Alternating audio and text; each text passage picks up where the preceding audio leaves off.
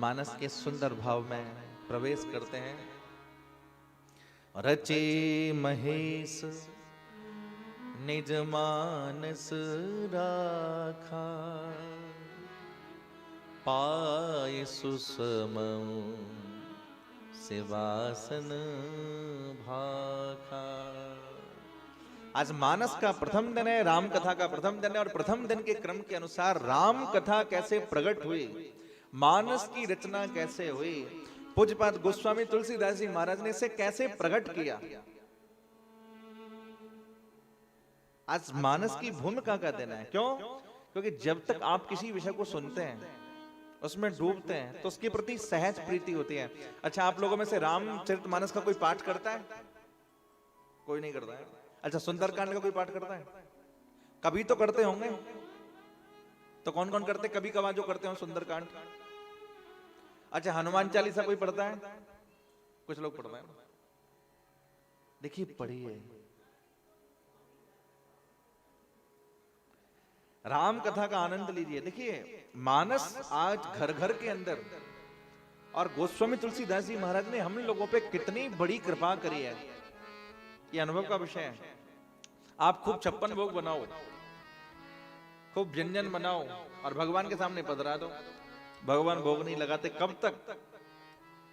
जब तक आप तुलसी का पत्र नहीं छोड़ते। और जब आपने तुलसी जी का पत्र छोड़ दिया तो भगवान भोग लगाने लग जाते हैं। उसी प्रकार आप चाहे वेद सुनो, चाहे पुराण सुनो, चाहे उपनिषद सुनो, चाहे श्रुति स्मृति कुछ भी सुनो, लेकिन जब तक पूज्यपाद श्री गोस्वामी तुलसीदास जी महाराज की तुलसी की चौपाई नहीं सुनोगे, तब तक बात अधूरी है। और चाहे आप कुछ भी मत सुनो, इस कलयुग में गोस्वामी तुलसीदास जी महाराज की कोई एक चौपाई अपने मुख से गुनगुना दो। मैं व्यासपीठ से विश्वास से कहता हूं, अगर आप एकांत में बैठ करके, अकेले में बैठ करके प्रभु का ध्यान करते हुए एक चौपाई भी गाएंगे,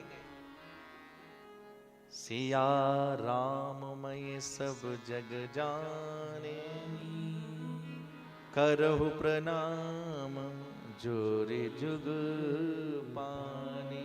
अगर आप मानस की एक चौपाई भी गाते हैं और भाव के और प्रेम के साथ में गाते हैं, तो विश्वास से कहता हूं आपकी आवाज प्रभु राम तक पहुंचेगी।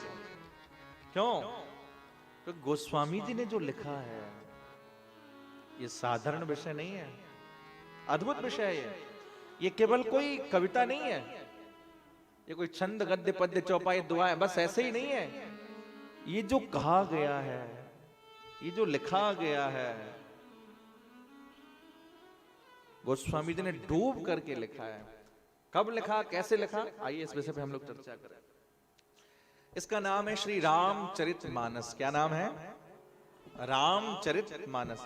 बहुत सारे लोग रामचरितमानस को रामायण कहते हैं, पर ऐसा नहीं है। रामायण श्री वाल्मीकि का ग्रंथ है, और रामचरितमानस गोस्वामी तुलसीदास जी का ग्रंथ है। आप लोग जब हिंदी में परीक्षा भी देते होंगे, तो उसमें भी प्रश्न आता है कभी कभी कि रामायण के रचयिता कौन। बहुत सारे लोग तुलसीदास लिख देते हैं, लेकिन रामायण के रचयिता श्री वाल्मीकि, इसलिए श्री वाल्मीकि रामायण, और रामचरितमानस श्री गोस्वामी तुलसीदास जी महाराज। तो श्री रामचरितमानस, ऊपर श्री राम, नीचे चरित, और उसके नीचे मानस। अब जरा नीचे से ऊपर की तरफ चलिए। मानस माने हमारा मन,